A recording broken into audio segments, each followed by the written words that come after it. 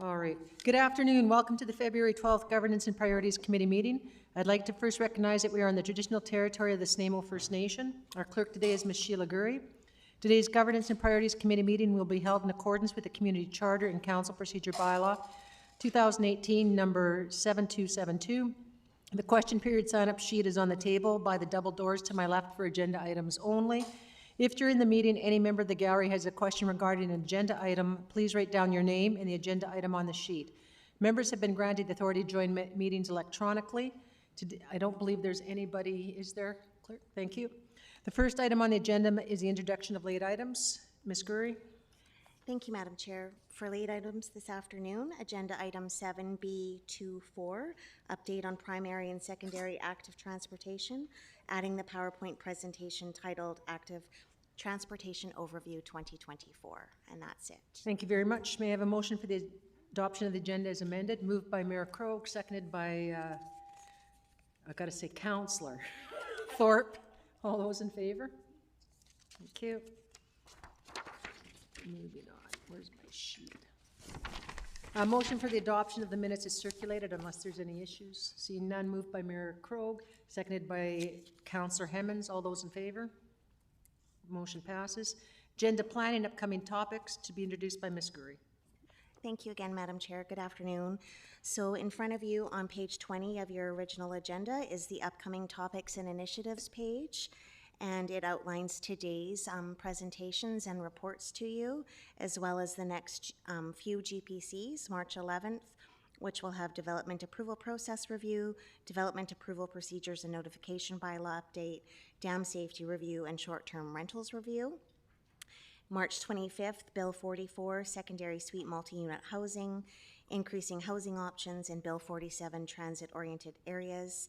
And then April, city plan monitoring strategy, city plan monitoring committees, keeping of poultry in residential areas, and geotechnical guidelines review. There's also some topics that are to be determined for the dates still, as of yet, that are listed. And unless any of the committee members have any questions and or additions to speak to, that's all I have for you. Okay, I'm seeing no issues. Thank you very much, Ms. Gurry. Presentations, number 1 Port Drive, background information, Mr. Corson. Great, thanks, Chair. So what we wanted to do today was just give you a bit of some background information on Port Drive. Some of you have know this property quite well. Some of you are newer, so we'll just take you through kind of the history of the property in a quick manner, and then we'll just talk to you about some of the upcoming work that is going on with the project. So just for those of you who aren't familiar with the property, this is the property the city purchased in March of 2013, right on the waterfront, downtown harbor, across from Port Place Mall, between the Gabriela Ferry and the trestle down to the Port Authority. So the land was bought, again, in March of 2013. We paid $3.4 million for it. Since then, we've done a lot of work on, I'm going to go through all the various steps we've taken to make the site ready for development. But when we did buy it in March of 2013, as you'll see in some future slides, it was a site that had not a lot of development potential unless we worked through all the various encumbrances. As of today, this map shows you the areas that the city owns. We have a 1 hectare area, which is next to the Gabriela Ferry Terminal, that's suitable for development. We have a water lot on the waterfront, which is 3.5 acres, and then the area where the transit exchange is and the former Island Pallet site is 4.3 acres. So in total, there's about 10 acres of development on the site that we're talking about. This is all part of the larger South Downtown waterfront area. And I'm going to go north to south for you in terms of orientation. There's a parcel called the bow tie. You might hear us using that term.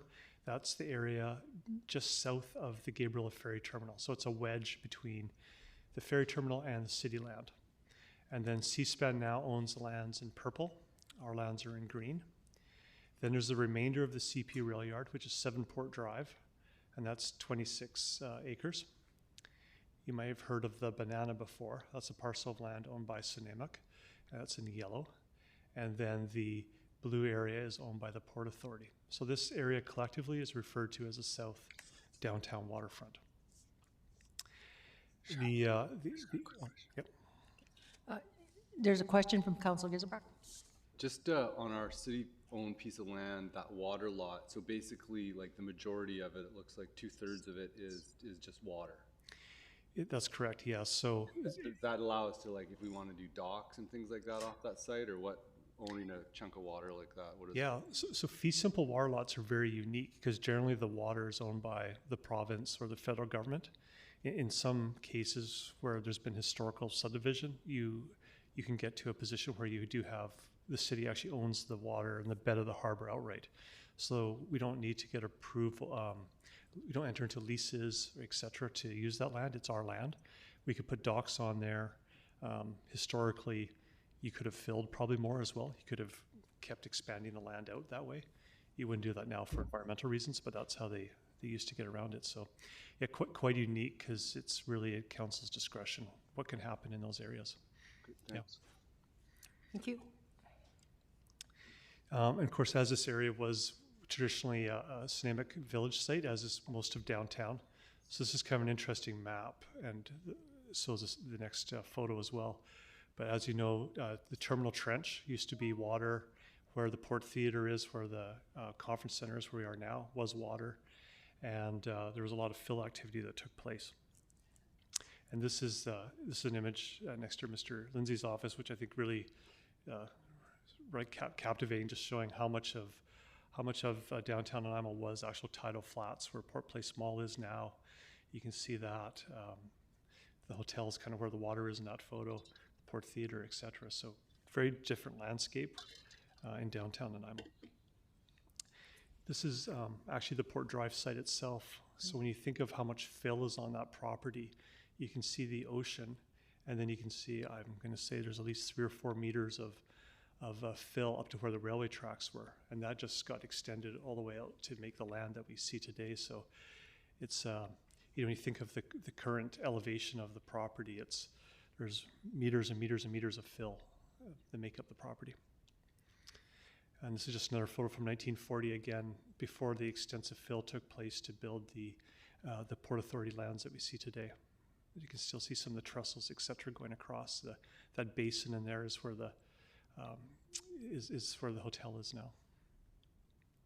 And then just a photo from the 70s kind of showing the industrialization of the waterfront, which hasn't really changed much since then. So most of the fill activity was completed by then. And these are just some images we will show that you can kind of see how the fill activity took place. The red outline is the property that we bought.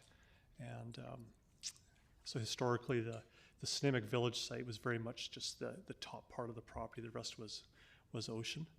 And we'll talk some more about that in a few minutes. When we bought the property, we really viewed this as a site that was very hard to develop because it had so many challenges with it, and really it was one of those ones where a private developer would be very unlikely to pick up the property because of all the holding costs and the money it would take to actually make the land developable. So while CP had identified this as surplus, it was on the market. It was an opportunity for us to talk to them about the opportunity. We also knew that this is an area we wanted to stimulate waterfront development in, and by the city owning it and getting all the approvals in place, that would be a way of expediting that. One of the main reasons we bought it too was access. So at that time, the only access down to the Port Authority lands was through the wooden trestle, and the Port Authority had just built the cruise ship terminal, and it was a bit of a concern about, well, how are you guys going to get people down to the cruise ship terminal if the trestle breaks, and who's responsible for the trestle? And so as we'll see in a few slides, we addressed that issue. We also thought there was an opportunity to do master planning on the site, so we could look at the property and come up with a vision for the community, what this could look like, and then help bring that forward through development. But really, the last point's the key one. We didn't expect anything to happen on this site. We thought we'd buy it in 2013, and then in 2050 or 60, we would actually do something with the property. It was just it would sit because we knew that C-SPAN was one of the major encumbrances, and they, at that time, didn't have plans to leave. So we thought, okay, we'll pick it up, and future generations of council and staff will work on this. But what happened was, after we bought it, C-SPAN notified us that they were actually considering moving out to Dew Point. So then that was suddenly like, oh, okay, well now we actually have a property we can do something with. This slide just shows all the work we've been doing on the site. So since 2013, tons of work's been done. I'll highlight some of those in the next couple slides. So this is what we bought in March of 2013. The red is the area that we purchased. And then within that, C-SPAN owned all the green plus that water lot. They had what was called a perpetual right-of-way. So they didn't own the land, but they had a right to be there as long as they moved a truck in and out once every 180 days. They had the right to be there. So it was very hard for us to forcefully remove them. We had to work with them. We had to come to an agreement, and we'll talk about that a little bit later. We had a tenant called GAD Marine who had a marine shipping business, and they were on a month-to-month lease, so we were able to terminate that one. We had Island Pallet Solutions, which was an old warehouse building, and that was a challenging property, so we were able to take action on that. And then the Island Corridor Foundation had an area for their offices and a bit of the rail bed. And the one bit that didn't have anything on it actually had a license agreement on it with Island Corridor Foundation. So we really bought a property that had no developable land to it until we got going on it. So one of the first things we did was Dr. Whitty came to council, and you might have heard him talk to you about the South Downtown Waterfront Initiative. And Dr. Whitty's vision was to create a master plan, not just for the property the city bought, but for this whole South Downtown Waterfront. So including the Port Authority lands, the CP rail yard, the bow tie, the banana. And he put together a group, and they came up with this document that provided a framework with some guiding principles about how this would develop. And the idea with Dr. Whitty's work is that the guiding principles, which are here, then apply to each of the parcels as they develop. And when we were doing the master plan for the property, we took these guiding principles and applied them. So we talked about the access and the fact there was no access to the site other than the trestle. So what we did was we hired a consulting firm to look at all these different ways we could improve access down to the Port Authority.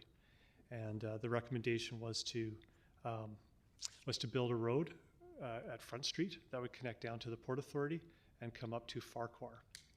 And council endorsed that, and as you know, we built that road, and we actually bought the land at the end of Farquhar as well. So we own all the land for this connection except for the CP rail piece at the very end. So that's the last piece. And as the Port Authority lands develop, we hope to work with them in partnership to complete that link. That would get all the heavy traffic out of the downtown core. We could move it just to Farquhar Street itself, and free up that area of the South End neighborhood.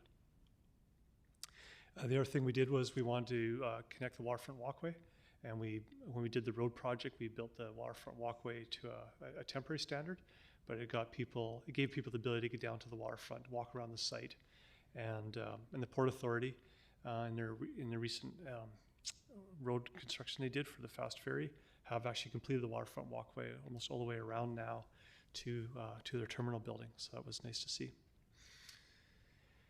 One of the things we did was when we bought the property, there's all these derelict docks that you wouldn't know they were there at the time. We wouldn't know now that they were there, but it was really quite messy and unsightly. And we hired a contractor to come in and remove what was called the CP docks. These are what they used to look like right next to the Gabriela Ferry Terminal. Again, we terminated the leases with Island Pallet Solutions and with the GAD Marine Group. And this is what the Island Pallet site looked like. I think people might forget how many pallets. It was like a jungle of pallets down there. And it's a bit of a mess. So then we went in and we did after we ended their lease, we removed the building as well.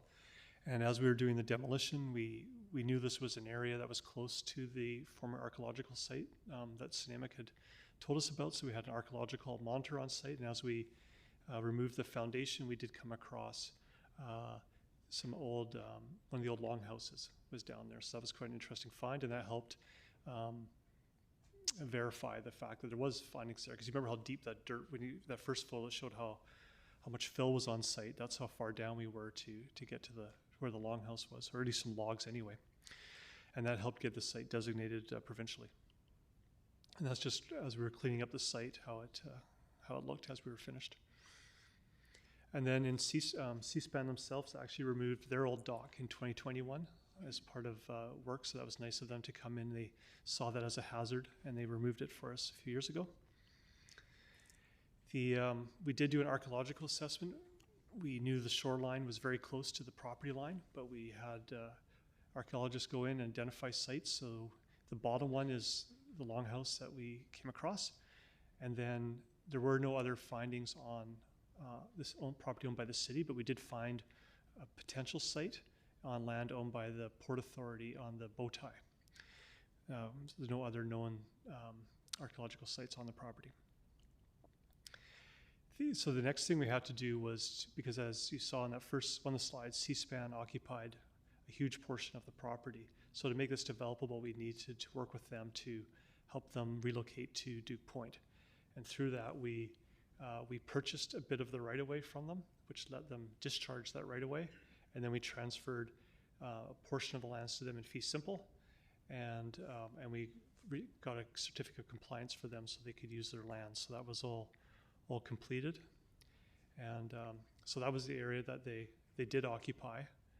And after we were finished with that agreement, that freed up all the lands north of the railway tracks for development, as well as the parcel south, the water lot to the south, and gave us the land to build the road. So that was all necessary to kind of unlock this property. I mentioned this Team Tracks license agreement. We acquired that from Island Corridor Foundation so that parcel can now be developed as well. So that's been completed. And then what we've been working on, as we've not only with this physical site cleanup, we've also been working on the policy work. So the master plan itself was approved by previous council in 2018. We came back to the last council and asked them, we did a presentation similar to this. We went through the policies of the master plan. That was endorsed by council. And then the master plan itself has been embedded into city plans. So the framework for developing this site, the master plan, is still an active live document that we use, and future work will be based on that. I have a question on that was sent to me. Did this ever go out, the whole plan, during Reimagine Nanaimo to the community so they could give feedback onto what they thought, because this is a relatively old plan by today's standards? Yeah, well, through the chair. So we did the plan in 2018. We had large consultation. People came, they provided their feedback. We had online. With city plan, of course, every document was included in that. So we didn't specifically ask for feedback on Port Drive. We asked for feedback on all the work that was included in city plan. So we didn't receive any feedback specifically on Port Drive. Thank you. Yeah. And then in your strategic framework, you've identified Port Drive as a key site for redevelopment, and it's one of our action items to move forward with you on. And it's also in our integrated action plan as well. So certainly this is a project and a property that staff is here to help you bring forward and redevelop. The master plan itself, these were the objectives that came out of Dr. Whitty's guiding framework. And these are just some of the initial images that were done for the master plan itself. You can see it's largely north of the tracks. We have a residential kind of mixed use group, and then the Seaspan lands are now owned by Seaspan, are considered still industrial. Over time, they may wish to, if they wish to redevelop it, that we could redo the master plan and they could look at other uses there if they wished.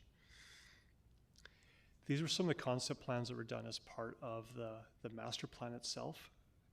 And these have evolved, again, as everything does. But again, you could see the idea was to have Front Street having this clear connection through, so you could see Protection Island, see the water. Front Street itself probably has a bit of a different configuration than that now. This was done a few years ago. After we did the master plan, we did more detailed geotechnical work because we wanted to really understand how far down it was to bearing. So if you're going to build one of these buildings, how long do the piles have to be and what are the costs associated with that? So if you see red on the map, it's very deep. And if it's green, it's not as deep. And based on the advice we got from the geotechnical consultant, the idea is to actually keep most of the stuff closer to what we call the Bowtie property and not too close to the water because it's more expensive. So that actually changes the kind of the first image of the master plan I showed you. We also did a little more environmental work, so we understand where again, the whole site is coal fill, but there was some other areas of environmental concern. Now, most of that's been transferred over to C-SPAN. There is a little bit where the current transit exchange is, so that would be something that a future developer needs to be aware of. If they're putting in likely putting in a parking lot or parkade, they're going to be digging it out anyway, and that would likely resolve that issue. This is just an image showing the depth of the depth out from the shoreline, from the road, Front Street on your left, to the ocean on the right, and you can see how much fill was in there, and kind of the quality of the soils in those areas. The other thing that's unique to this site is the regional district of Nanaimo has the main sewer main runs through the property, which of course serves the city of Nanaimo and all our residents. And it's not easy to relocate it. It's very large and has to be on a certain grade. So when you're doing design on this site, you have to think about where the building sits in situ to the sewer line, and you can't be on top of it because you might need to dig it out. So you have to, the designs you'll see coming up actually reflect the sewer line staying in that place. You could relocate it. At the time, we had a cost estimate of about $4 million to relocate it. So a developer might come up with a plan and say, I'm actually willing to spend that money because I want to have a different design, but the designs we've worked on include the sewer line staying where it is. And then this just talks a bit about the current context of the master plan and everything else, the kind of key goals. We did start working on a rezoning, so this was based on all the information that I kind of just shared with you on the geotech environmental, and you can see the master plan had two buildings where A is. The architect and engineer were recommending one set of buildings here on that parcel, and then a large park on the facing south, and then a building B. These are A has a tower of up to 12 stories with a 6-story and 2-story podiums, and then B has 6 and 12-story buildings as well. C is a 10-story building. You can see the archaeological site on there, so it's been preserved in the red. And then D is a 6-story building that would frame the site out. So this gives you some context of the actual development potential of the site. It's not, it's a great development site, and it's really changed the way Nanaimo's waterfront looks, but it's maybe not as many buildings as we might once have thought.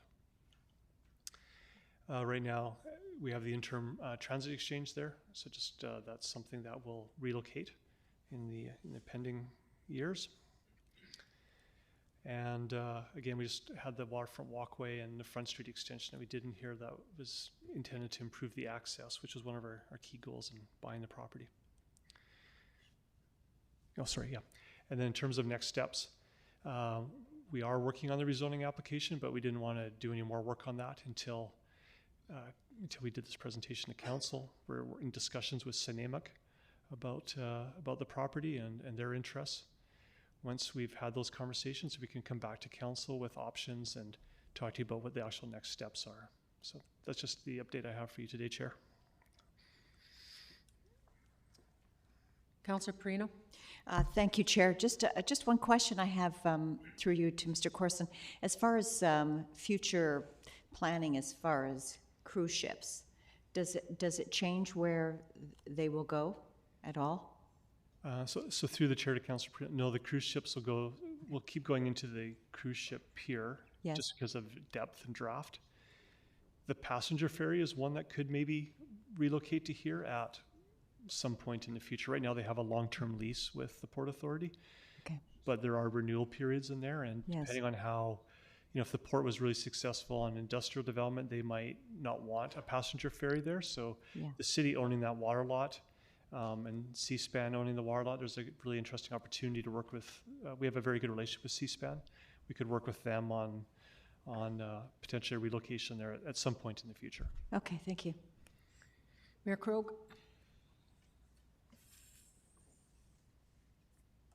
Thank you very much, Chair. One of our frequent correspondents has raised the issue around the master plan, talking about the number of housing units which are anticipated on that site. And the question basically is, is this site needed for housing? Could it be put to more valuable use? Or can housing be satisfied in other parts of the city? And I just wonder if you have any comment on that. Yes, through the chair, Your Worship. I think this is a site that can have multiple uses on it, but I think housing is one that is really important for the downtown core. And you want to have a downtown that has a variety of income levels and housing types. And this development with the podium towers and with the 6-story buildings really allows you to have a variety of unit sizes and mixes.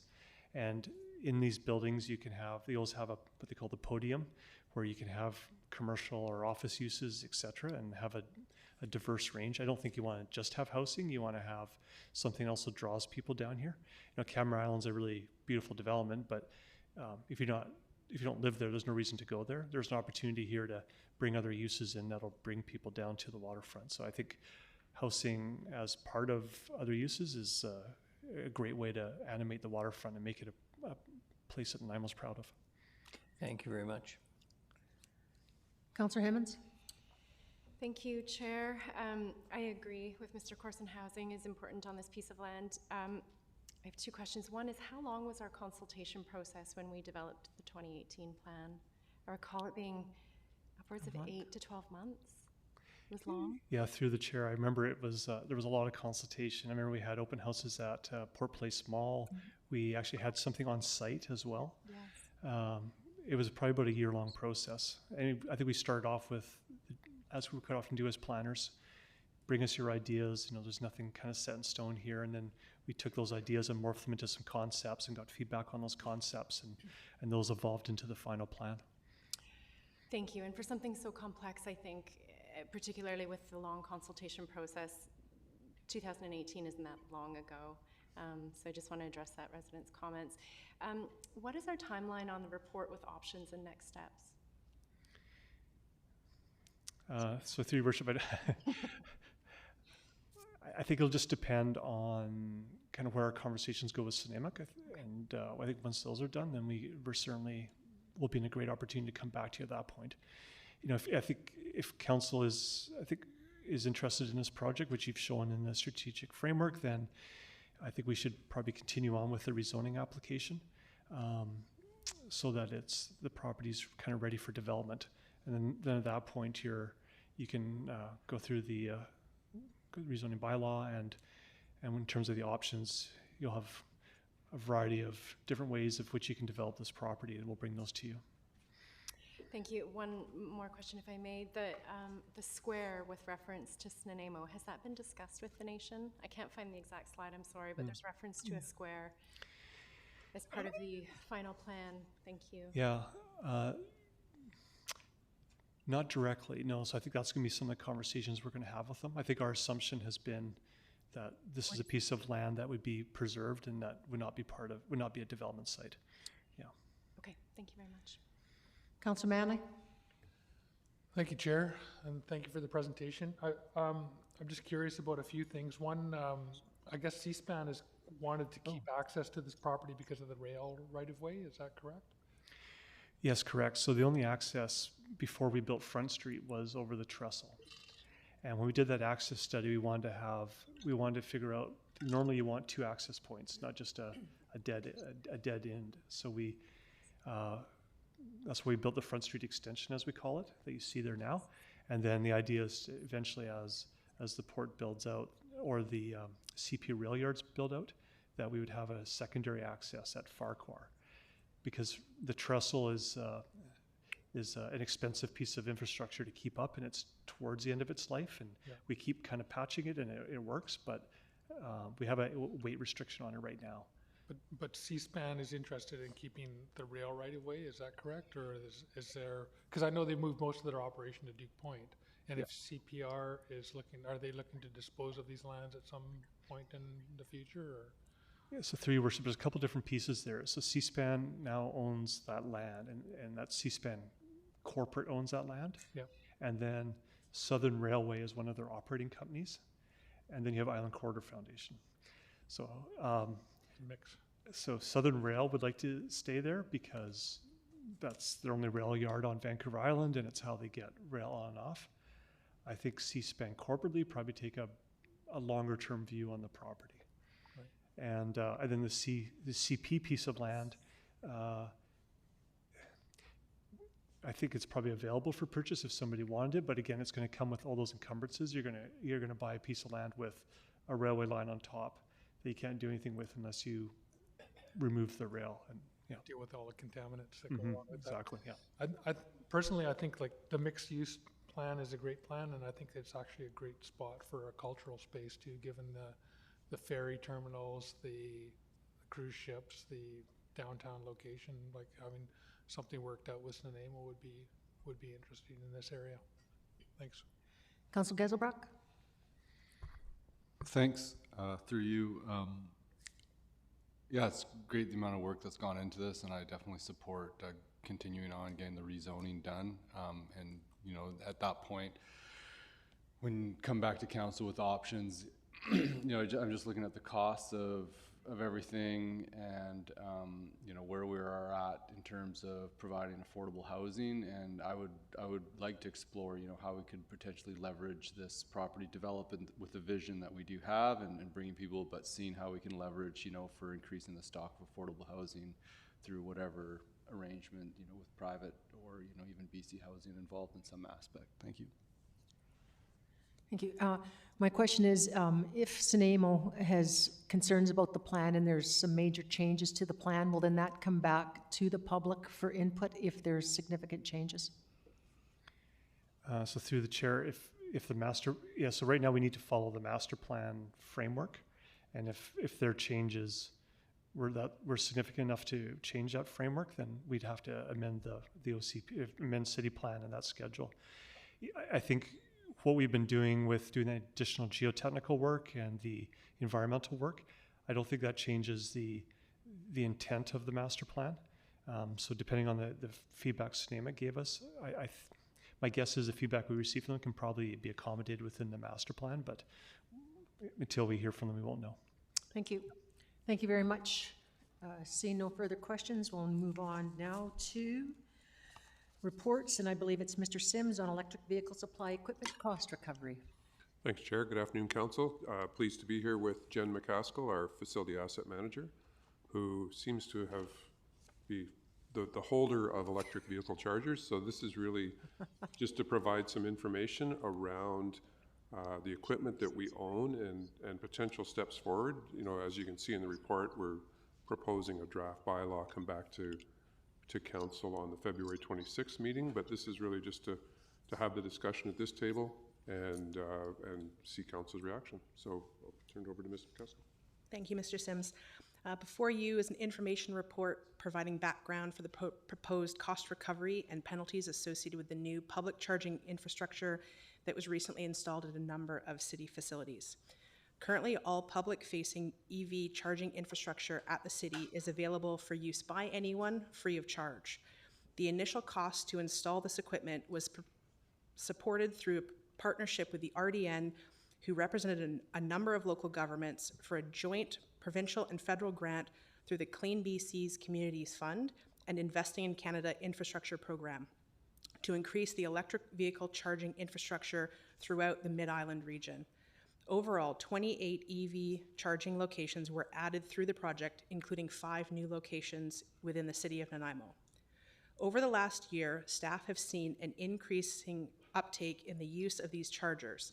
In the last 30 days, there has been 1,176 charging sessions, 67 of which were 2 hours or less, 67% of which were 2 hours or less. As most more electric vehicles are on the road, demand for electric vehicle charging will increase. Currently, the charging infrastructure is funded through general revenue. The proposed bylaw transitions this funding to a fee-for-service model. The proposed regular rate of 2.5 cents per minute for the first 2 hours is intended to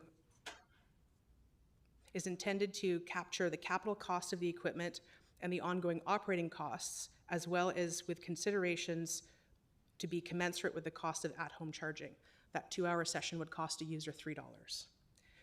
The intent is that the funding model breaks even based on usage at the regular rate only. In some instances, people will choose to stay longer than 2 hours, which they will be able to do, however, with a premium rate applied to encourage turnover at the stations. Penalties for unlawful parking or parking without connecting to the charger are included in the proposed bylaw to deter people from blocking the parking stalls from users wishing to access the charging infrastructure.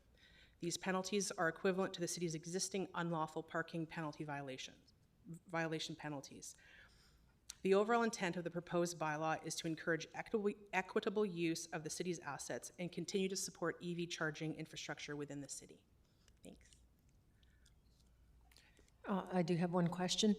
Is there any thoughts of actually adding something on so that we can get some money towards our infrastructure? Because they're so much heavier, so they cause more damage to our roadways, electric vehicles. Like right now, gas vehicles pay towards the gas tax, which we get, you know, to come back to help us towards that. Is there any thoughts of even adding on like 2 cents or 5 cents that eventually can be added so that we can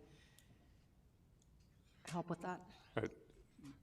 Chair, I think at this point in time, we're focused on the cost recovery element of the infrastructure itself. So what does it cost to replace the units in 10 or 12 years as an example, plus what is the actual charge? Conversation for another day, got it. Thank you. Absolutely, thank you. Councillor Perino? Thank you, Chair. And again, a question through you. So there are 28 of these sites around the region. Did I hear that correctly? Through the chair, yes, that's correct. There was 28 through the Mid-Island EV project, and we received 5 locations, which added 10 ports. So each location is a dual port, so 2 cars can charge at the same time. So the 28 is actually double that. Is that right? Correct. Right. Are any of the others around the region considering charging? It's a bit of a mixed bag right now as to who's charging. The island is predominantly free through municipal chargers. A lot of the private businesses are charging for use. Like if you go shopping and there's a charger in front of the shop. A lot of the Lower Mainland and Victoria area chargers are a fee for use cost model. Okay, and are we required, because we receive some money from the regional district, are we required to pay them back if we charge a fee? Through the chair, no, we're not required. We can do what we like. We are required to maintain the operation of these chargers for at least 5 years. Good, thank you, Chair. Mayor Croak? Thank you, Chair, and I just want to offer my thanks, and I'm very supportive of this. I think it's the entirely appropriate thing to do. Thank you. Thank you very much, Ms. McCaskill. Moving on next, we have Connected Enamo to be introduced by Mr. Stims, and then I believe Mr. Rose. Thanks, Chair. As you can see, you have a number of reports in front of you. The first one is really just an information report, reporting back to Council on an item that that was almost 4.5 years ago. Councillor Bonner said, or the Council, I should say, put forward a motion that said we should participate in a pilot project for speed reduction along with the province. As you can see in the report, no speed reduction is on the horizon, or speed reduction pilot project is on the horizon. And so we're just reporting back that we can't really action this particular item. Of course, we'll keep our eyes open for other items. So if there's any questions, Mr. Rose can fill you in on the information report on this particular pilot project. I'm seeing none. Thank you very much for the update. So we will go on to our next one then, which is e-bike share update. Mr. Sims? So thank you, Chair. I think the next several will be handled by staff, and that a number of active transportation reports that we've sort of bundled all into one presentation for your review today. And we'll, as you see, there's 4 reports, and we'll step through them one at a time. Pause, of course, for questions as you go, or consideration if there's a recommendation. So we thought this was really a really good opportunity to bring some questions forward to Council that you've been sort of waiting for and talking about, and so we're very aware of that. And I think this is part of bringing coherent active transportation topics back to you on a regular basis. So I'd like to introduce Sadie Robinson, who will be doing the first. Mr. Rose, you know, and Sadie Robinson is our active transportation specialist within the transportation group, and she'll be conducting 1 or 2 of the presentations today as well. So thank you. Good afternoon. Thank you. It feels like it's been a little while since I've been here. So as Mr. Sims said, we've got a number of active transportation reports before you, and we've kind of assembled them all into a discussion. And at any point, please feel free to stop, and we can answer questions as we go. Just sort of starting things off, it felt like a good opportunity to look back and see what we have in City Plan and what's helping guide our direction on this. And so the first thing is to look at fundamentally why we're looking at active transportation, why we're supporting it so heavily. There's a number of reasons, but one of the key ones came from the Transportation Master Plan, and fundamentally it is our growth management strategy. We don't have the financial or spatial capacities to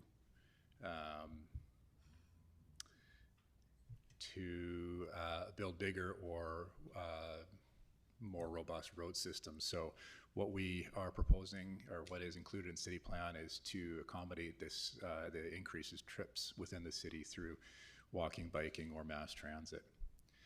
Another element that's captured in City Plan is actually the integration between mobility and land use. And so this is focusing on reducing the distance of our typical trips from 14 to 10 kilometers. This really lands at the doorstep of land use and creating compact communities. But what that has the benefit of doing is reducing our reliance on personal vehicles. The next item I have here is a description of our primary and secondary active transportation routes. We've captured those into a comprehensive map, but really I just want to highlight the fundamental purpose for each of these. The primary routes are really intended to provide connectivity between our urban centers. So Woodgrove, Country Club, downtown, VIU, etc. The secondary routes provide a supporting role and provide connectivity between neighborhoods and our urban centers or other park amenities, things like that. And so as I noted, these are all combined into Schedule 3 and also highlight the integration with transit so that our primary routes touch all of the exchanges as well. When we identify projects, not only from that visionary map, but how we prioritize them is really looking at where people are using the infrastructure or where they appear to need to use the infrastructure. This is a sampling of some of the data collection we do. We have several counters on the ENN, Georgia Greenway, and downtown. Late last fall, we also deployed a number of pedestrian counters downtown, and you can see there's an image in the top right corner highlighting a heat map of downtown. And so this definitely helps us identify areas of need. But I think in the long run, this is going to be really informative to see how modes are changing and how people's patterns are changing. And so we'll be able to look back and see how we've made changes and had positive impacts. This is a sample of information from census. And so the darker areas highlight areas where people are reporting commuting using active transportation. Not surprisingly, they are along our the ENN corridor and our neighborhoods that have more redundant road systems, and so it's much more convenient and comfortable for people to walk or bike in those areas. So, as we led with in the report, there was some conversations about where our system sort of sits at a level of completion. And so I've cleaned the Schedule 3 map just to show the primary and secondary active transportation routes on this image. And so this is, again, what we're striving for. And as we go through this audit, I just want to be clear. So we've got a number of pieces of infrastructure that have been improved. Not all of them are up to our current standards per se. But for example, we've got Metro and the ENN, which would be built up to our objective of separating modes and having full 24/7, 365 usage. The trail through Bowen Park is another example of an off-street primary route. This is a summary of our walkability in regards to the primary routes. we're at about 94% complete. Cycling for the same set is about 68%. The secondary routes, we're not quite as high a complete level, but this is also a much larger network. The primary routes are about 28 kilometers. This is well over 100. So for walkability, this is 62%. And for cycling, we're at about 28%. When we overlay primary and secondary for walkability, we see that through the sort of central Nanaimo and into connecting into northern Nanaimo Woodgrove area, we do have a fairly well-connected area. It's not complete by any means, but there's definitely some well-supported walking areas. The cycling isn't quite so robust, but we do still have fairly solid north-south connections, and then in the central Nanaimo area, we do have solid east-west as well. Just looking forward, we've got maps here that identify areas where we have projects in either in the approved financial plan or in the 10-year visioning documents. The two that I'll sort of draw your attention to with this one are the dots along Haliburton. So we've done a huge amount of work in regard to the waterfront walkway. The next step is taking that conceptual visionary document and distilling it down to a functional design so that we can start taking action when opportunities present themselves and then subsequently integrate it into our capital plan for construction. Same basic statement applies here. You can see some dots along Hammond Bay Road, along Stewart Avenue. Those are all ones that are on our radar or are already in the plan. I just have a question for you. When we're looking at these active transportation routes, et cetera, we're always putting sidewalks in on both sides of the streets. Is there a need to do that, or could we look at like a sidewalk on one side of the street, and then on the other side, could we have a proper bike lane that's barricaded that gives more safety? Because I don't understand why a person can't walk across the street to use a sidewalk, and then it's a lot cheaper, and then we accommodate. I think sorry, through the chair, that's really part of the strategic conversation that we have. I'll use an example of doing a utility replacement. If the utility replacement is entirely on the left side of the road, then there's a lot of logic to just improving that side and then creating crossings along the way so that you can optimize that investment. A lot of the times and a lot of the projects we're looking at right now are so expansive, the entire road is being reconstructed anyway. So if it's being reconstructed, it's an opportunity to do it all at once, and so that's typically where we go. But we can definitely be more strategic to sort of revisit. Wouldn't that not save us a lot of money if we did that? Just a sidewalk on one side, because you don't need the same type of stuff on the other side? Because I know more cities are looking at doing that. I was looking at Montreal, Toronto. It's definitely something we can explore, but I will provide the awareness that the areas of concern are the conflicts where people cross. And so the more times we have to have people cross the street, we're exposing them to vehicles, and it becomes less comfortable and introduces more barriers to some people. So it's just something we need to strike a balance I just with. think because we're exposing them to barriers, whether it's 2 sidewalks in a bike lane or 1 sidewalk and then 1 bike lane, they're still exposed to the same barriers. Thank you. Ben? Or sorry, Councilor Guthrie. Thanks. Oh, sorry, I took you off. Can you push again? My apologies. Just sort of where the future plan projects are, what timescale is that in? The different dots represent different timescales. In this particular one, the dots along Hammond Bay Road are within the next 5 years, whereas the Stewart Avenue ones are in the 6 to 10 year horizon. Okay, so all the dots would be under 10 years, like that we see, or are there some even further out than that? No, these would only represent things that are within a 10-year horizon. Okay, and then on the previous one, the same one, like the blue dots? Correct. Okay, and now the dot, like, it's a dot because that's like the segment that would be done. It's not like in between the dots. It's not like the full chunk. It's literally just sort of the dot area that's covered. We use the dots to represent the projects we have in the plan. So in some instances, they are an intersection upgrade, whereas others, it's more of a corridor. Yeah. We're just trying to find an optimal way to convey the information without making it. Absolutely. So in some cases, it may represent a longer stretch that's being dealt with. Okay. Great. Yeah, I've got more comments after, but move on. Thanks. Thank you. At this point, I will hand the controls over to Ms. Robinson. And Madam Chair, I just wanted to point out that we started with number 4, so now we're back up to number 1. Thank you. We're all following. Thank you. Oh, weren't you? Oh, I was reading. Everybody else was. I was looking. Thank you. Good afternoon. Thank you for having me. So today I'm providing an update on e-bike share in Nanaimo.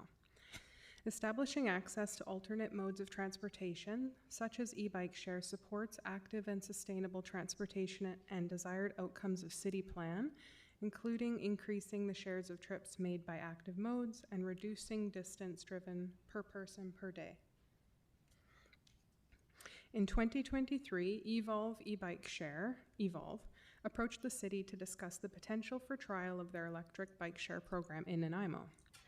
Staff saw this as an opportunity to engage Evolve to also supply e-bikes for a city-hosted tour at the BC Land Summit in Nanaimo this May. Once established, the e-bike share will be trialed for the remainder of the year. Evolve will be required to enter into a license agreement with the city during 2024 to address costs related to occupying city property, and they'll also need to obtain a business license, the same process that any business wishing to occupy city-owned land would have to go through. On this slide, we can see examples of where e-bike share stations could be located. So you can see here that we have our primary and secondary urban centers highlighted in yellow. Our transit exchanges are noted, as well as our primary active mobility route. In trialing e-bike share, the intent is to distribute stations along active mobility routes and connect key destinations within each of the downtown, VIU, and hospital urban centers. This could be extended pending future council direction, but this is where we're starting. The parking system is dockless and uses geo-fenced parking zones that are the only location where trips can start or end. Evolve has a companion app for payment and to provide information about the location of available bikes. Once established, Evolve will continuously monitor their fleet and undertake maintenance, such as to swap batteries, redistribute bikes, replenish, sanitize, and inspect helmets, and complete repairs. At the end of the year, staff will report back to council with collected data regarding program use and to seek direction on the potential continuation of e-bike share in Nanaimo. Thank you. Seeing no questions? Oh, okay, now there is one, Councillor Geselbrecht. Thanks. Through you, super pleased to see this materialize. And there was another company that was at UBCM, and I used the bike quite a lot over there, the Shaw mobility bikes, and it was a really effective way to get around. And there was another company that was at the trade show, and I asked them sort of what their experience was having these e-bikes in town and vandalism and all that. And I was quite surprised. I forget the towns that they had. It was more in Ontario, but had similar struggles that we had. And they said that, you know, all the components on the bike are proprietary, so you can't sell them anywhere. They're geo-tracked. And they said that after about a 2-3 month sort of adjustment period, they had very little challenges around that. And I think, you know, I'm hoping that's what we'll see here. And, you know, I think that, you know, we were looking at a program of potentially an e-bike rebate, but I think this is a really equitable way of allowing that opportunity to use it and to really see how effective they are in getting around. And I think tying in with our grid, you know, I'll have some questions at the end of the presentation, but I think, you know, looking at making sure that all the connections are done, even in an interim way, to allow these to be used safely and to really give it the best shot possible of being effective. So thank you. Thank you. Councillor Perino? Chair, thank you, Chair. And a question again through you. Beautiful bike, beautiful. I wondered whether or not, you said there was no docking station. So how does it get, like, I mean, I realize you just have to stand it up to park it, but are there areas then that are sectioned off to say this is where you park them? And what about wind and snow and rain and all that kind of thing? How does that affect it? Yes, thank you through the chair. So the e-bike parking stations, firstly, you can only end or start your trip in them. So if you park it outside of the designated area, it won't allow you to stop your payment for using the bike. In terms of how the geofenced areas are set up, there are a few ways they can do it. Ultimately, what they require is a painted box for the size of the amount of bikes they intend to have there. And within that box, there's optional signage or bike racks that could be used. You can see that it has its own kickstand, and so as part of setting up the locations, Evolve does require a level and relatively hard surface. So they want to make sure that the surface is suitable to park the bikes. Okay, and thank you, Chair. If I might just ask Ms. Robinson one more question. I'm just wondering about, so when you park it, as soon as you park it, does it get plugged in, so to speak, immediately? Is that? So, thank you through the chair. So, Evolve actually has staff who will be swapping batteries in terms of ensuring that they remain charged. Okay. In order to end your trip, once you're within the designated parking area, you utilize the app to end trip, and it's as simple as that. Okay, so we always obviously have to manage the fees for it enough to cover the staff time, because there'd be a lot of staff for all those sites. Yes, thank you. Evolve did mention there is a bit of a trial period to figure out if it's profitable for them, gotcha. But it would be Evolve staff doing this. Gotcha. Thank you so much. Thank you, Chair. Seeing no further questions, we'll move on next to, I believe it's connected Nanaimo speed limit reduction? Or is that one? No, that one's done. Sorry. School zone policy, right? Micromalvy. Okay. It's all over the place on here. Thank you, Chair. So yes, we're on to school zone policy update. This has been a long conversation with council dating back to the mid-90s, and which resulted in a council level policy which has sort of identified some confusion that we wanted to revisit. And so what we're bringing forward today is a recommended update to the council policy, which will stipulate that a process is maintained and will allow staff to update and amend to work with existing best practices and legislation. And we'll bring everything in line with existing legislation. And so that's something that's generally outside of our control. It's just a question of how we manage outside and around the periphery of the school zones that we've adopted, or we're proposing to adopt this matrix for assessing it. And so I just want to lead with a few definitions just so that there's clarity on what we're talking about here. So a school area I'm already confusing things. School zones are the speed reduced area, and according to the Motor Vehicle Act, they have very, very explicit definitions as to how they relate to the school. And so in Nanaimo, we use a 30 kilometer per hour speed reduction. There is some latitude to use different numbers, but that's generally accepted. School areas are signs that can be used outside of those, beyond the frontage of the school. And so that fundamentally is a warning sign that is intended to indicate to drivers that they're in the vicinity of a school, but they don't actually have a reduced speed limit. There are a number of schools in Nanaimo that the school zone has bled out beyond what aligns with the current provincial legislation. And so this process and policy sets us in the direction to bring everything into alignment. but there is a question of how we transition that change. And so we have a couple of worked examples that I can go through, but what we are generally moving forward with is the notion that we will review these as we go through an active school travel plan with the specific schools. So for example, we'll look at it in a second, but Uplands, we've done the active school travel plan. This is now an opportunity to revisit the school area and zone distribution. Alternatively, we can look at this when we do significant capital upgrades similar to that on Metro. And there's an example of that with Pleasant Valley School. And so there's been some discussion about why certain roads are not school zones, and we can point to the provincial legislation and say this is why it doesn't align. We're not really in a position where we can do that. The community has different perspectives as to how those roads should be controlled, and so there's a bit of a discussion opportunity here with council as to seeking some guidance on how to navigate that.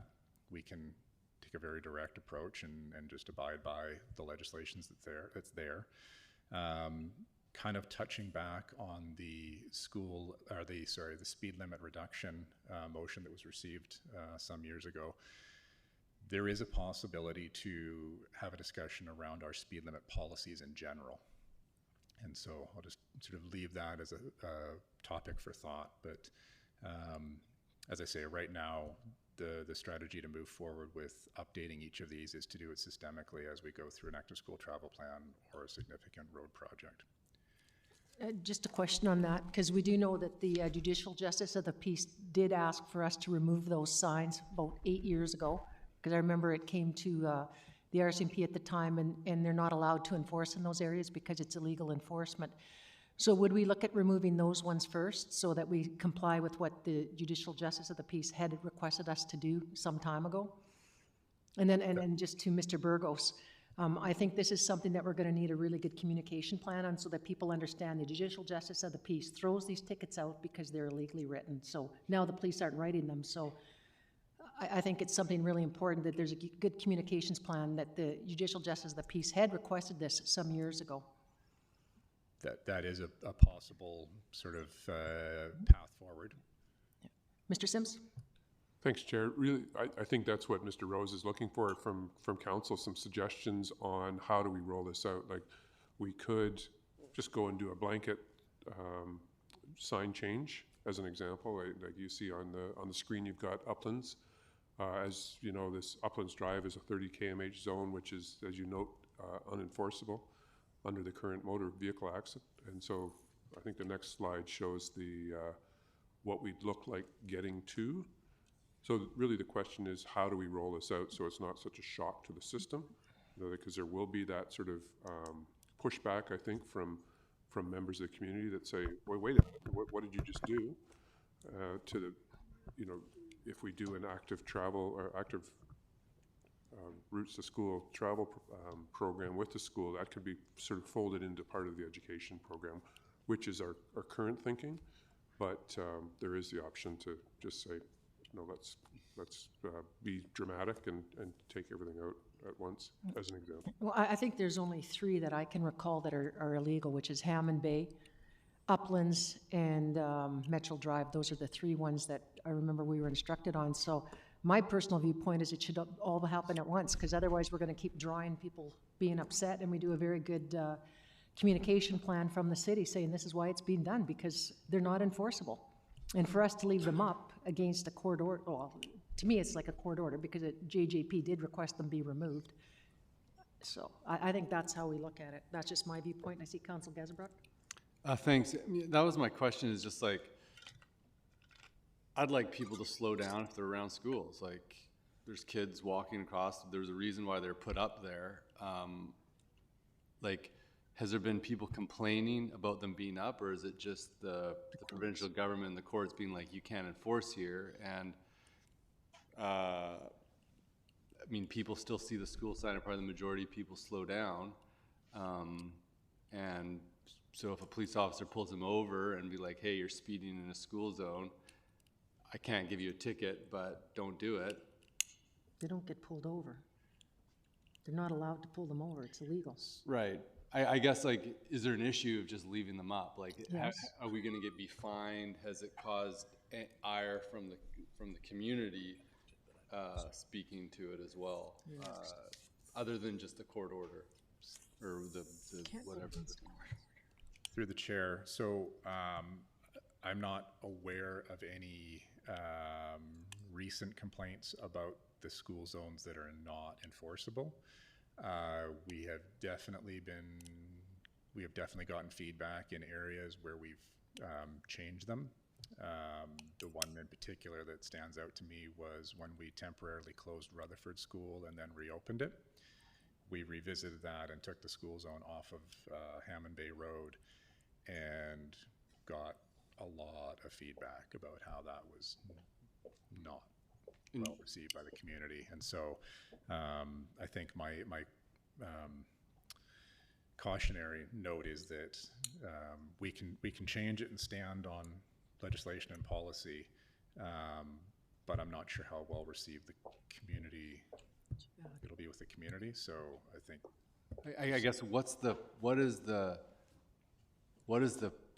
how are we penalized if we leave them up? I see there's a large penalty if we take them down, but I'm not convinced that the negative aspect of leaving them up, like, what is it other than getting a letter from the province every once in a while, or is there like fines or? Yeah.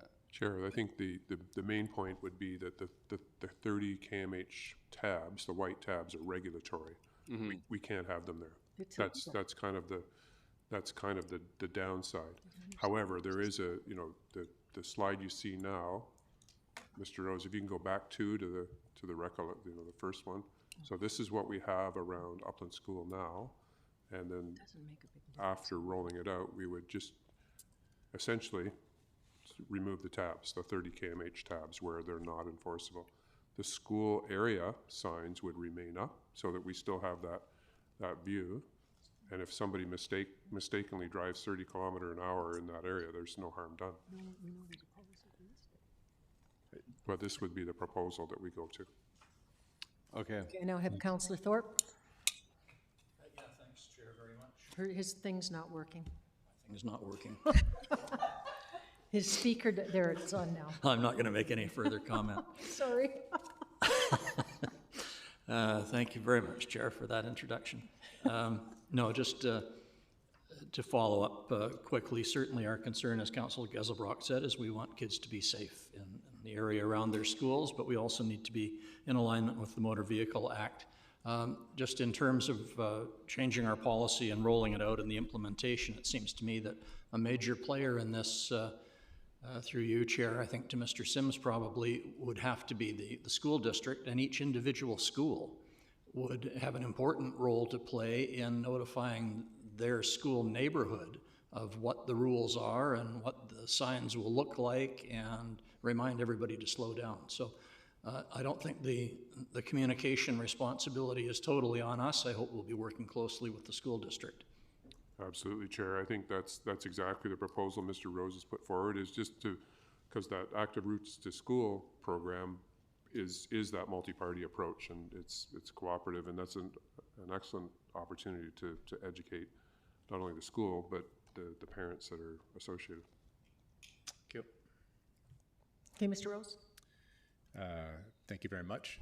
So as Mr. Sims has highlighted, this is the before and after. So this would be Uplands Drive, for example, as it sits today. If we go through the new matrix, this is what it could look like. And so we've actually added the warning signs on Littlefoot to provide that awareness. This is an example of McGurr and before and after. And so the last one is the Pleasant Valley, and this is pre-construction of Metro Drive, and this is post. So, yeah. So if there's any other questions or discussion on that. Not seen any, so thank you very much. Appreciate this finally being done. don't think there. Sorry, there is a recommendation in that report. Hang on here. I don't see it on my sheet, sorry. Oh, here we go.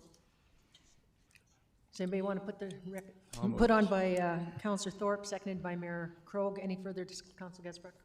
Yeah, I guess like, I feel like we should be putting up more reduced speed to 30 kilometers around the schools, and like, I get the Motor Vehicle Act says that it's not enforceable, but maybe we should be writing a letter to the province advocating for the Motor Vehicle Act to be updated. Yeah. Sorry, if I may.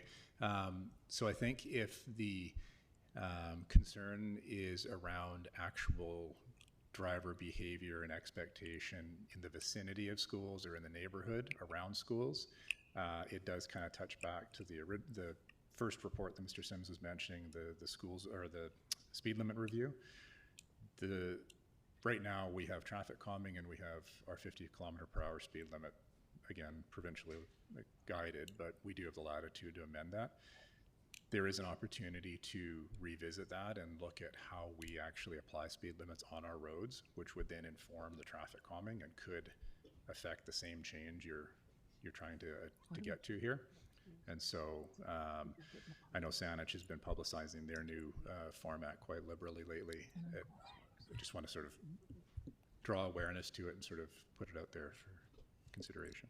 Okay, thanks. Yeah, I'd be very interested in reviewing that policy, and I think we should just be doing that and then adjust it. I don't see any huge pressure to change the current sign, so I'm not in favor of the recommendation. Thank you. Councillor Perino? Thank you, Chair. I'll certainly vote in favor of the recommendation, but my concern is that it doesn't mention anything about coordinating discussion or policy with the school board, and I just wondered about that, if that was necessary, or we talked about it, that's why. Through the chair, I think we may have glanced over that because it's just such a second nature to us. We're in such lockstep with them and with the RCMP and ICBC through the school travel communication system all over that they're always part of at the table with our. All right, so we'll just leave that with you, Mr. Rosenthal. Thank you. Thank you, Chair.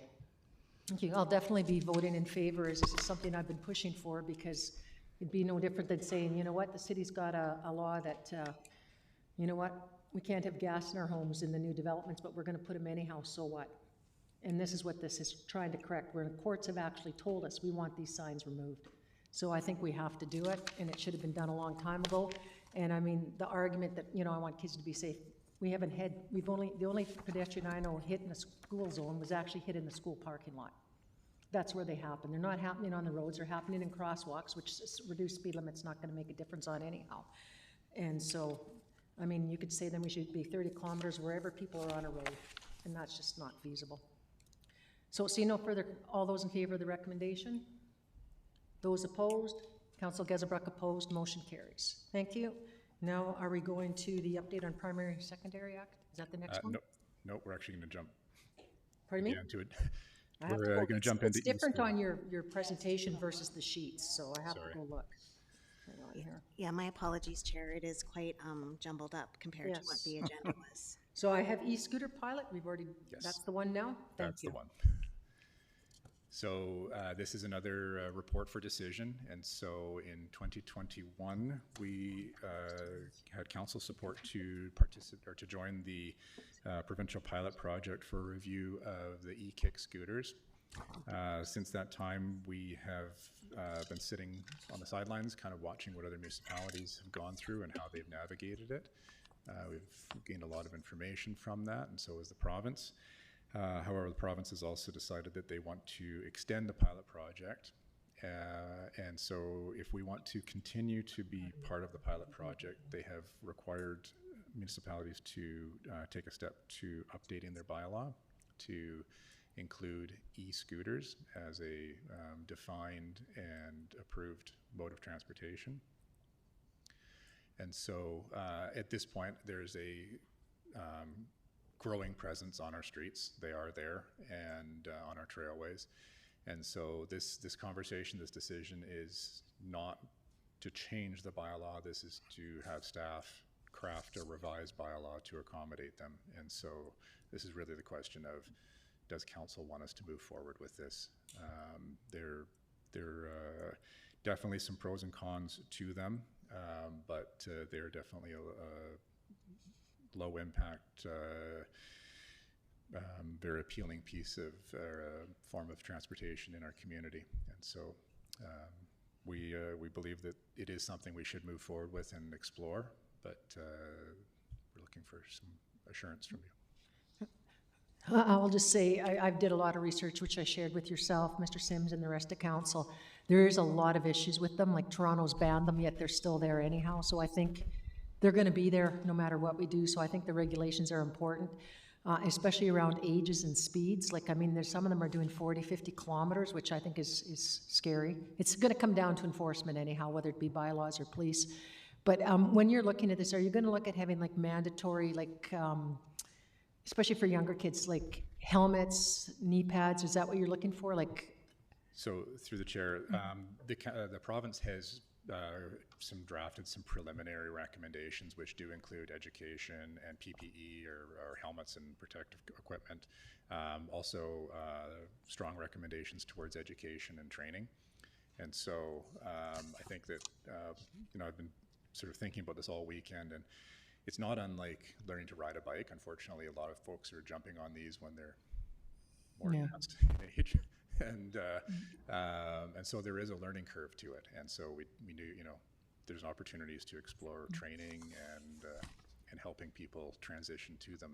And my follow-up is, once you've got your draft, is it possible to put it to the accessibility committee? Because I know that's where a lot of the big issues are coming, is from people with accessibility issues, because they're getting struck down. People that have hearing are getting hit.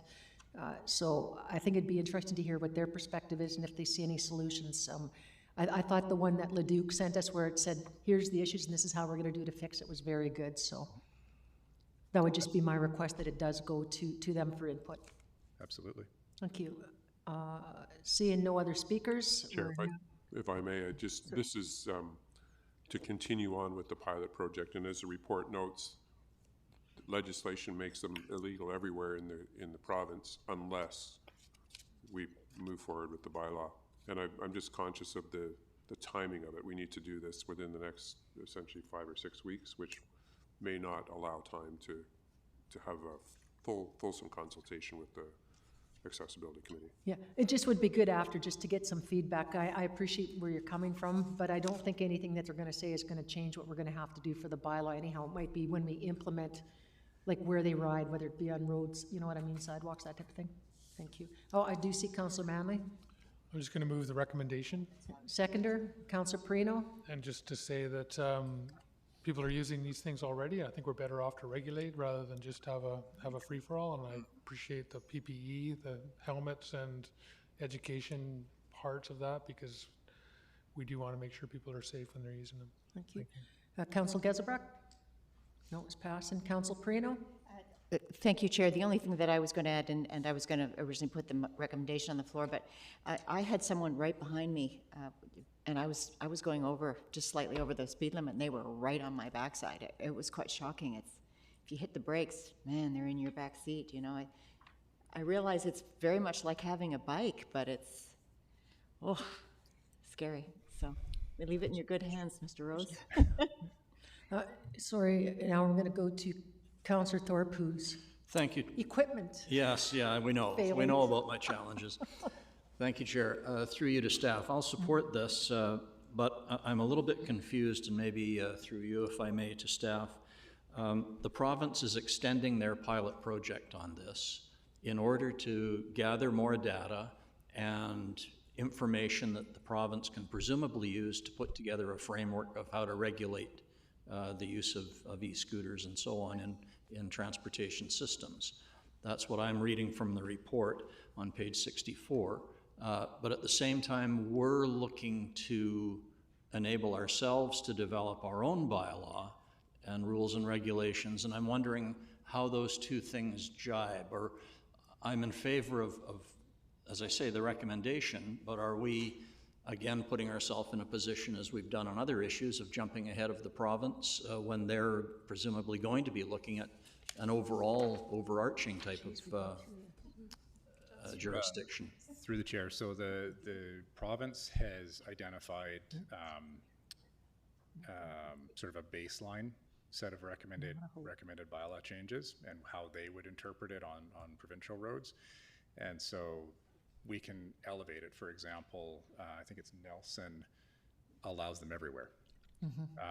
Whereas the provincial guidelines effectively says wherever bikes are allowed. So if they're in a bike lane or a cycle track or on a trailway, then that's compliant.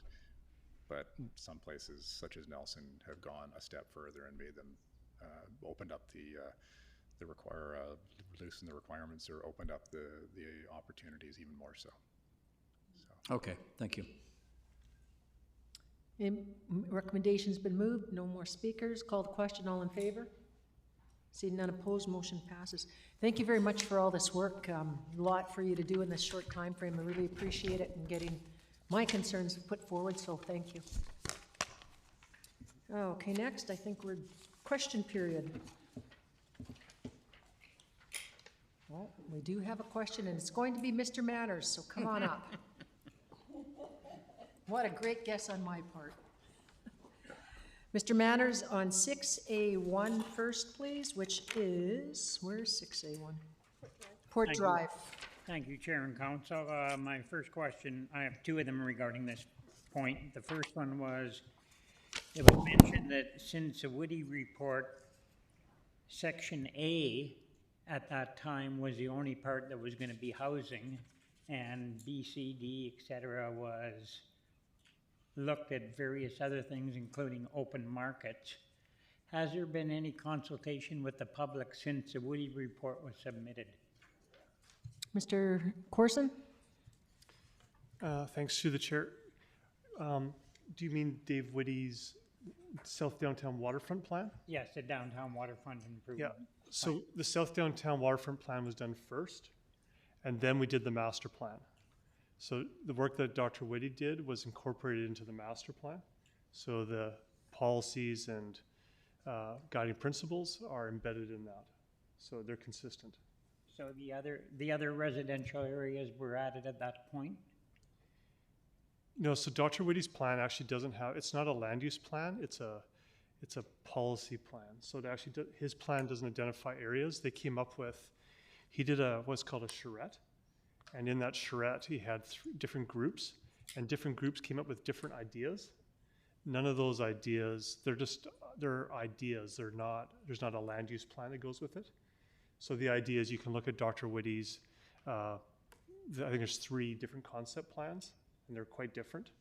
And you can kind of interpret those into your master plan per se. Okay, and my other question is related to the ideas that were presented.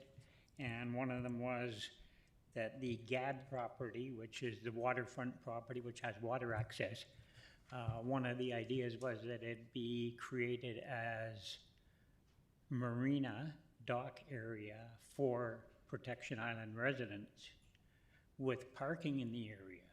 Has that been explored further? Mr. Corson? Yeah, so through the chair, we have looked at that. The challenges with the parking is we don't have a lot of land there for parking. I think if you've been down there, you know we probably have, right now there's currently about 6 or 7 parking spots. And since we did the plan, the Port Authority have done a lease agreement with Western Marine Response Corporation, and they've put in their industrial wharf. So there's a little bit less land down there. The Protection Island folks did come to the city when we were doing the master plan and asked for us to consider that. So I think as we go forward with this, we could certainly look at that. We haven't advanced it at all. Thank you. Okay, and your next question is 741. It's actually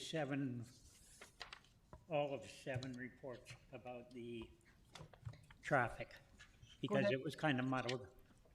My first question was regarding the school zones, and this was presented to the Transportation master plan in 2012, could the city create a high pedestrian area bylaw reducing speeds in areas where there's high pedestrian such as school zones, which would enable a 30K zone sign to be put on uplands, to be put on other roads by schools, which would be enforceable because then it would be speeding against a road sign. Mr. Rose? Through the chair, that's generally what I was trying to convey regarding the speed limit policy that, for example, Saanich has undertaken, where they look at road type and land use type and correlate it to determine whether it could be a high pedestrian realm or whether it's more of a thoroughfare and determine an appropriate speed limit based on that. So I think the short answer is it wouldn't be a bylaw per se. It would be generally a matrix that would guide us to changing the speed limits to suit the land use. Thank you, Mr. Manners. Thank you. And my second question is regarding the active transportation data collection locations. When we first heard the report by council or to council, it was about 1 or 2 around the city, and that's expanded and expanded. I noticed on Bowen and Meredith there's 4, so we're trying all 4 areas.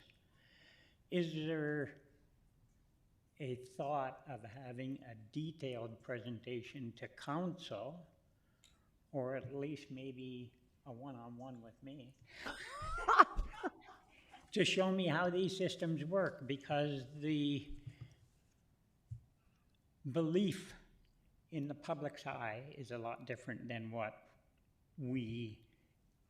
has been explained to us. So people think that they're different than what they really are. Is there a way to have a presentation so that people will understand exactly what data is collected, how it's collected?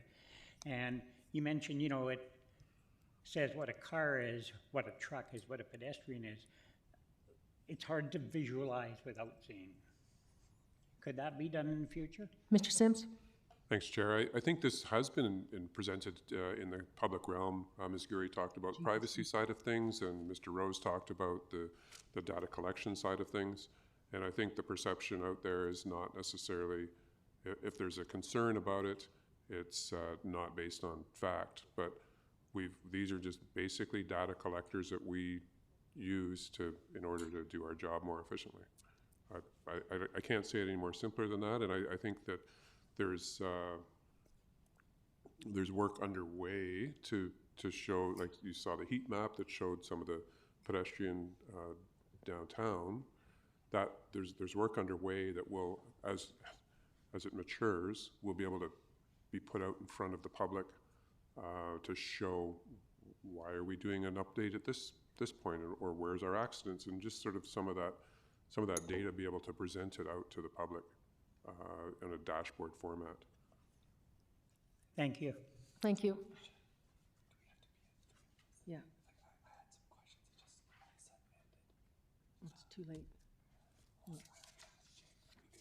Go ask them personally after. Okay, we're now at the end of our meeting, so I think our next step is to motion for adjournment, and then we will reconvene just motion for adjournment. Moved by Councillor Hammond, seconded by Councillor Thorpe. All in favor? Motion carries.